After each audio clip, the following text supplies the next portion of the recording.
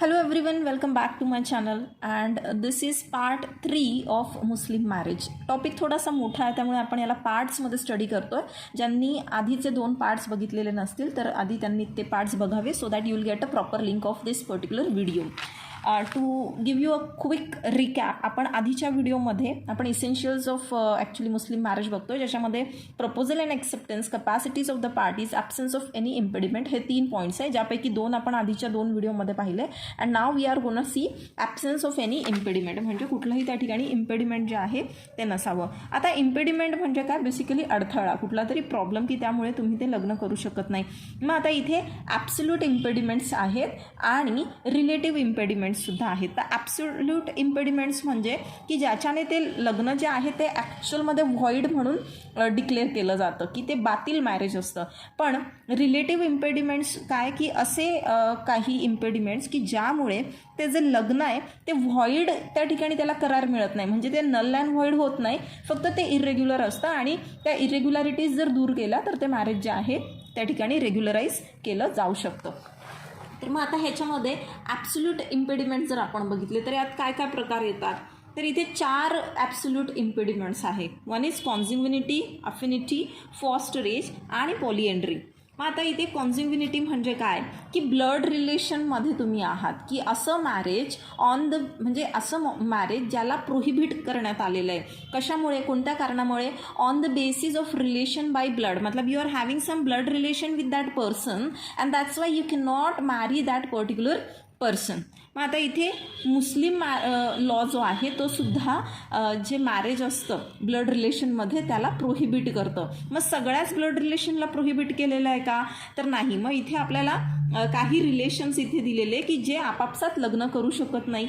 आता जो मुस्लिम मेल आहे हे कोणाच्या संदर्भात दिलेलं? मुस्लिम मेल. मग वाईस वर्सा ते फिमेलला पण लागू होणार. तर आता मुस्लिम मेल जो आहे तो त्याच्या मदरसोबत, ऑब्व्हियस हे आपल्या आईसोबत कोणीच लग्न करत नाही, किंवा ग्रँडमदरसोबत म्हणजे आजीसोबत, किंवा कितीही, म्हणजे ती आजी असो, पणजी असो वगैरे, कितीही हाय किंवा वॉट एव्हर म्हणजे रँकची ती असेल, लेवलची असेल, तरी तिच्यासोबत होणार नाही. देन डॉटर, मुलीसोबत लग्न होत नाही, मग ती ग्रँड डॉटर असेल किंवा युटेरिन डॉटर असेल तिच्यासोबत लग्न होऊ शकत नाही. सिस्टर, त्याच्या स्वतःच्या सख्ख्या बहिणीसोबत किंवा जी युटेरियन सिस्टर आहे तिच्यासोबत पण होऊ शकत नाही. नीससोबत आणि ग्रँड नीससोबत, जी नीस आहे नीससोबत पण लग्न करता येऊ शकत नाही यांना, आणि ग्रँड नीस जी आहे तिच्यासोबत सुद्धा लग्न होऊ शकत नाही. त्यानंतर आंट, त्याची स्वतःची जी आंट आहे तिच्यासोबत लग्न करू शकत नाही, किंवा ग्रँड आंट. तर मग ते दोन्ही पण, आता आंट म्हटल्यानंतर आपल्याला प्रश्न पडतो की अरे मावशी की आत्या, तर इथे दोन्ही पण,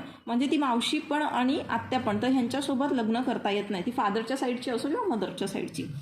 पण मुस्लिम लॉ जो आहे ह्याच्या अंतर्गत जे फर्स्ट कझन्स असतात ह्यांच्यामध्ये मॅरेजसाठी कुठलंही प्रोहिबिशन नाही. मग आपण जे बघतो ना की जे चुलत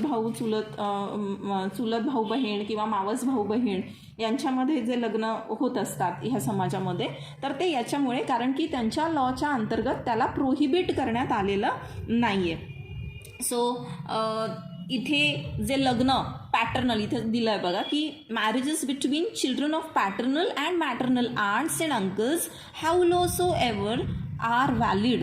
तर ही लग्न जी आहे ती व्हॅलिड असतात. मग तुम्ही दोन्ही पॅटर्नल असो किंवा मॅटर्नल असो त्यांच्या आंटसोबत जर तुम्ही लग्न केलं तर that is valid. Then next is affinity. आता अफिनिटी म्हणजे काय? असे रिलेशन जे जिथे लव किंवा अफेक्शन आहे, मतलब की the relations on the basis of love और अफेक्शन. मग असं जे मॅरेज आहे की जिथे असे रिलेशन येतात, तुमचे अफेक्शनेट रिलेशन्स त्या ठिकाणी येतात, म्हणजे जिव्हाळ्याचं नातं येतं जिथे, तर तिथे सुद्धा लग्न जे आहे ते प्रोहिबिट केलेलं आहे. आणि ते कोणामुळे येतं? ऑन अकाउंट ऑफ मॅरेज, की ह्या एक्स पर्सनने ह्या वायसोबत लग्न केलं आणि आता ह्या वायची ही जी वाय आहे ही पत्नी आहे समजा, आणि ह्या पत्नीची जी बहीण आहे या ठिकाणी ती जी आहे तिच्यासोबत जे आहे आता ह्या एक्सला लग्न करता येणार नाही, कारण हिच्या थ्रू संबंध त्या ठिकाणी क्रिएट झाला, किंवा हिची मावशी असेल त्या ठिकाणी, पत्नीची मावशी, तिच्यासोबत लग्न होणार नाही, कारण की तिथे अफिनिटीचं रिलेशन जे आहे ते क्रिएट झालेलं आहे. देन वन्स फादर्स वाईफ, वडिलांची पत्नी जी असते तिच्यासोबत लग्न करू शकत नाही. फादर्स वाईफ, आजोबांची वाईफ, तिच्यासोबत लग्न होऊ शकत नाही. देन वन्स सन्स वाईफ और सन्स वाईफ, मुलाची पत्नी किंवा मुलाच्या मुलाची पत्नी. सो हे काही रिलेशन्स दिलेले आहेत की ज्या रिलेशनमध्ये ज्या अफिनिटीचे रिलेशन्स आहेत तिथे विवाह जो आहे, मॅरेज जे आहे ते होऊ शकत नाही. Now this rule is applicable to woman as well. ठीक आहे, वुमनसुद्धा शी कॅन नॉट मॅरी हर डॉटर्स हजबंड, बरोबर, तिच्या मुलीच्या पतीसोबत किंवा डॉटर्स हजबंड. तर असे हे जे रिलेशन आहे इथे प्रोहिबिशन टाकलेलं आहे. तर हे कसं आहे बघतो आपण, ॲब्सोल्यूट की म्हणजे काही केलं तरी अशी लग्न जी आहे ती त्या ठिकाणी रद्दबातल होणार, त्याला कायदेशीर मान्यता जी आहे ती मिळत नाही. Next is fosterage. आता फॉस्टरेज थ्रू रिलेशनशिप ज्यावेळेस क्रिएट झालेलं असतं, म्हणजे काय की when a child is fed on the breast of a woman who is not his mother. ठीक आहे, म्हणजे आता हे मूल आहे समजा, आता हे तान्हं असतानाच सपोज ह्याला जन्म दिला आणि याची आई जी आहे एक्सपायर झाली. आता आई एक्सपायर झाल्यानंतर हे तान्हं बाळ आहे, याला तर दूध पाजलं पाहिजे कोणीतरी, आणि समजा तेव्हा तुमच्या बाजूला कोणीतरी एखादी महिला आहे तिने पण बाळाला जन्म दिलेला आहे, तर ती दुभती आई आहे. मग अशा वेळेला ही जी आई आहे, ही जी दुसरी महिला म्हणजे ही दुसरी महिला जेव्हा ह्या बाळाला ब्रेस्ट फीड करते म्हणजे स्तनपान करते, तेव्हा ह्या बाळामध्ये आणि ह्या आईमध्ये फॉस्टरेजचं जे रिलेशन आहे ते क्रिएट होतं. आणि मग जर ती त्याची सख्खी आई असती तर हिच्या नातेसंबंधांमध्ये जर हा मुलगा जो आहे ज्यांच्याशी लग्न करू शकत नाही तेच सगळे इम्पेडिमेंट्स इथे पण येतात. की म्हणजे आता हिची जर मुलगी असेल कोणी तर हिच्या मुलीशी ह्या मुलाचा पुढे जाऊन विवाह होऊ शकत नाही, कारण तिथे फॉस्टरेजने रिलेशन जे आहे ते क्रिएट झालं आहे. आणि फक्त ह्या महिलेसोबतच नाही तर हिचा जो पती असतो तर पतीचे पण जे संबंधी आहे त्यांच्यासोबत पण रिलेशन क्रिएट होतं. तर हे फॉस्टरेज पॅरेंट्स जे आहे ते they are almost like natural parents. नाव नेक्स्ट आर रिलेटिव्ह किंवा क्वालिफाईड इम्पेडिमेंट. म्हणजे हे कसे आहेत हे इम्पेडिमेंट की हे ॲब्सोल्यूट नाही आहे, म्हणजे ह्याला दूर केलं जाऊ शकतं. काय आहेत बरं याचे उदाहरण बघा की मॅरिंग अ फिफ्थ वाईफ. आता एखाद्या आपल्याला माहिती आहे इस्लाममध्ये 4 पत्नी जे आहे ते लीगल आहे, पण मग एखाद्याने 5वी पत्नी केली तर मग अशा वेळेला आधीच्या ज्या 4 आहे 4पैकी जर एखादीला त्याने डिवोर्स दिला तर हे इम्पेडिमेंट जे आहे ते काय होतं, रिमूव्ह होतं. Next is absence of proper witnesses. आपण बघितलं होतं की तिथे 2 मेल पाहिजे, बरोबर, 2 male of sound mind. 2 male नसेल तर 1 मेल आणि 2 फिमेल. पण मग आता हे विटनेसेस असे नसतील, एकच मेल असेल आणि एकच फिमेल असेल, मग काय करायचं. मग त्यावेळेला त्या पार्टीजने, ते जे दोन्ही पार्टीज आहे ना त्यांनी पुन्हा लग्न करायचं. आणि ते पुन्हा लग्न जेव्हा एकमेकांसोबतच कसं करायचं, in presence of and hearing of proper number and quality of witnesses. Proper number of witnesses समोर त्यांनी लग्न जे आहे ते पुन्हा परफॉर्म करायचं. मग आता इथे शिया लॉमध्ये विटनेसेस जे आहे हे गरजेचे नाही, हे डिवोर्सच्या वेळेला गरजेचे आहे, डिझोल्युशन होत असताना, पण मॅरेजच्या वेळेस गरजेचे नाही आहे शियामध्ये. पण सुन्नीमध्ये विटनेसेस गरजेचे असतात. नाउ डिफरन्स ऑफ रिलिजन हे एक रिलेटिव्ह किंवा क्वालिफाईड इम्पेडिमेंट आहे.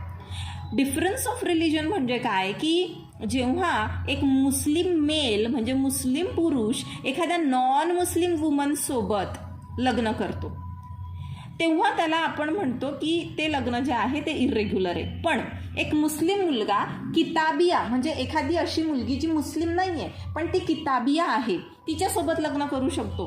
किताबिया म्हणजे काय की ज्या धर्माची उत्पत्ती एखाद्या किताबमधून म्हणजे एखाद्या पुस्तकातून झालेली आहे, जसं बायबल आहे. म्हणजे ख्रिश्चन मुलगी असेल किंवा ज्यू असेल तर ज्यूज आणि ख्रिश्चनसोबत मुस्लिम मुलगा लग्न करू शकतो. पण मग मुस्लिम मुलाने जर एखाद्या आयडल्ट्रेससोबत किंवा फायर वर्शिपर म्हणजे मूर्तीपूजन करणारी वगैरे अशा मुलीसोबत लग्न केलं तर ते लग्न जे आहे इर्रेग्युलर ठरतं. कधी जर तुम्ही मुस्लिम धर्माप्रमाणे लग्न करत असाल तरच. याला जे आहे स्पेशल मॅरेज ॲक्टमध्ये याच्यासाठी प्रोव्हिजन दिलेले की जिथे धर्म न बदलता सुद्धा लग्न होऊ शकतो.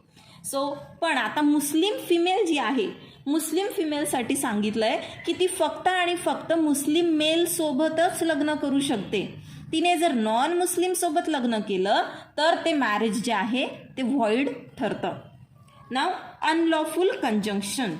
अनलॉफुल कंजंक्शन म्हणजे आता इथे काय आहे की a Muslim is forbidden to have 2 wives at the same time so related to each other by consanguinity, affinity or fosterage that if either of them had been a male they could not have been legally married. म्हणजे काय की जेव्हा तुमच्या 2 पत्नी आहेत आणि त्या 2 पत्नींमध्ये कॉन्झॅग्विनिटी किंवा अफिनिटी किंवा फॉस्टर एजचे रिलेशन आहे देन यू कॅनॉट मॅरी. मग आता इथे फॉर एक्झाम्पल की ज्या दोघी बहिणी आहेत, 2 बहिणी आहे, 2 सख्या बहिणी आहेत तिथे, तर 2 बहिणींशी ॲट अ टाईम जो आहे तो पुरुष मुस्लिम मेल जो आहे ही कॅनॉट मॅरी देम. देन ही कॅनॉट मॅरी आंट अँड हर नीस. म्हणजे आंट आहे आणि तिची नीस आहे, तर ह्या दोघींशी सुद्धा एका वेळेला तो विवाह करू शकत नाही. म्हणजे एकाच वेळेला ह्या दोघी त्याच्या पत्नी असू शकत नाही, कारण ह्या दोघींचे काय आहे एकमेकींसोबत रिलेशन्स आहे. There are relations between them. कसे आहे कॉन्झॅग्विनिटी अफिनिटीचे रिलेशन्स आहेत. देन वुमन अंडर गोईंग इद्दत. आता इद्दत पिरियड काय असतो की जेव्हा तलाक दिला जातो. तर तलाक देतात त्यावेळेला जे तलाकचे आपण फॉर्म्स बरेच जे बघितलेले आहेत, जे काही फॉर्म्स आहेत तलाकचे, त्या अंतर्गत काय इद्दत पिरियडचा आपण त्या ठिकाणी स्टडी केला की 3 मेन्स्ट्रुअल सायकल किंवा 3 लुनार मंथ्सचा पिरियड जो आहे तो पास होऊ द्यावा लागतो आणि त्यानंतरच दुसरं लग्न जे आहे ते करता येतं. पण मग समजा एखाद्या वुमनचा इद्दतचा पिरियड त्या ठिकाणी पूर्ण झालेला नसेल आणि ते लग्न जर तिने केलं तर त्या ठिकाणी ते काय होतं इरेग्युलर ठरतं. तसं Muslim law prohibits remarriage for a certain duration called the period of इद्दत after the dissolution of marriage either by death or divorce. मग तिच्या पतीचा मृत्यू झालेला असेल किंवा मग डिवोर्स दिलेला असेल, दोन्ही केसमध्ये त्या ठिकाणी इद्दतचा पिरियड जो आहे तो तिला फॉलो करायला लागतो. नाव प्रोहिबिशन ऑफ मॅरेज. आता इथे काही प्रोहिबिशन सुद्धा टाकलेले आहे की एक आहे पॉलिएंड्री. म्हणजे Muslim male is allowed to marry with 4 women but Muslim female जी आहे she can not marry more than 1 male at a time. Then काही डिरेक्टरी प्रोहिबिशन आहे. म्हणजे काय म्हटलं आहे की जी महिला प्रेग्नेंट असेल त्या प्रेग्नेंट महिलेसोबत लग्न नाही करायचं. पण जर इथे काय म्हटलं आहे की if she is pregnant okay and how she is pregnant, that pregnancy is in the consequence of fornication. मग सुन्नी लॉ जो आहे अशा मॅरेजला लॉफुल मानतो. आता फॉर्निकेशन म्हणजे काय? फॉर्निकेशन म्हणजे की जेव्हा 2 अविवाहित व्यक्तींमध्ये सेक्शुअल रिलेशनशिप होतात आणि त्याच्यातून ती मुलगी जी आहे ती गर्भधारणा करते. म्हणजे to be very in short आपण जर म्हणायला बघितलं की त्यांचं दोघांचं अफेअर आहे एकमेकांसोबत आणि ती मुलगी जी आहे ती ह्याच मुलापासून प्रेग्नेंट आहे. मग सुन्नी लॉ जो आहे अशा मॅरेजला, आणि ती प्रेग्नेंट असताना ह्या मुलाने मॅरेज केलं तर त्याला लॉफुल मानते. फक्त लग्नानंतर मग काय आहे that man must refrain from matrimonial intercourse with her till her delivery. म्हणजे हे कॉमन आहे खूप की तिची डिलिव्हरी होईपर्यंत दे शुड मतलब this person should not have any sort of physical relationship, जे सेक्शुअल इंटरकोर्स वगैरे तो करायचा नाही. Then remarrying with a divorcee. आता जर एखादा मेल आहे, ओके, एक मेल मुस्लिम आहे, मुस्लिम पर्सन आहे हा हजबंड, आणि ही वाईफ आहे. मुस्लिम हजबंडने ह्या वाईफला काय केलं डिवोर्स दिला आहे. ठीक आहे. हा डिवोर्स कसा आहे आता इररिव्होकेबल आहे. म्हणजे आता हा रिव्होक होऊ शकत नाही. रिव्होकेशनचा जेवढा पण पिरियड होता तो संपला आहे आणि मग आता ह्या दोघांना परत एकमेकांशीच लग्न करायचं आहे. तर तिथे ह्या महिलेला आधी इद्दतचा पिरियड ऑब्झर्व करायला लागेल, त्यानंतर तिला दुसरं कोणाशी तरी लग्न करावं लागेल, ते लग्न तिला कन्झ्युम करावं लागेल. म्हणजे तिथे जे फिजिकल रिलेशनशिप आहे तिला ते त्या व्यक्तीसोबत ठेवावं लागेल, थर्ड पर्सनसोबत. मग या थर्ड पर्सनने हिला डिवोर्स द्यायचा आणि मग तो डिवोर्स दिल्यानंतर परत इद्दतचा पिरियड जो आहे तो ऑब्झर्व करायचा. त्यानंतर तिने परत तिच्या पहिल्या पतीसोबत विवाह करायचा. ह्याला म्हणतात प्रोसेस ऑफ हलाला. म्हणजे तिला हलाला थ्रू जावं लागतं, अदरवाईज ते मॅरेज जे आहे ते रेग्युलर नाही असं म्हटलं गेलेलं आहे. अदरवाईज प्रोहिबिशन आहे त्याच्यावर. नाव मॅरिंग ड्युरिंग पिलग्रिमेज. मग आता इथे शिया लॉ काय म्हणतो की तुम्ही जेव्हा पिलग्रिमेजवरती असतात, की जेव्हा मक्का मदिना या ठिकाणी जातात आणि त्या ठिकाणी लग्न करणं मग जे आहे पिलग्रिमेजवर असताना हे काय आहे प्रोहिबिटेड आहे. पण हनफीज जे आहे हनफीज काय म्हणतात की असं मॅरेज जे आहे हे परफेक्ट आहे, ह्याला काही अडचण नाही. The next is marrying with the six man. मग असा व्यक्ती जो आजारी आहे, ज्याला काहीतरी असा भयंकर असा आजार झालेला आहे, त्याच्याशी सुद्धा लग्न करणं जे आहे ते इनव्हॅलिड आहे. पण लग्न झाल्यानंतर त्याची रिकव्हरी झाली, ठीक आहे, आणि ते मॅरेज कन्झ्युम झालं तर मात्र ते मॅरेज जे आहे ते व्हॅलिड असतं. So this was all about Muslim marriage. आपण पुढच्या व्हिडिओमध्ये मेहेर डॉवर हे काय आहे, याचे प्रकार काय आहेत ते बघणार आहोत.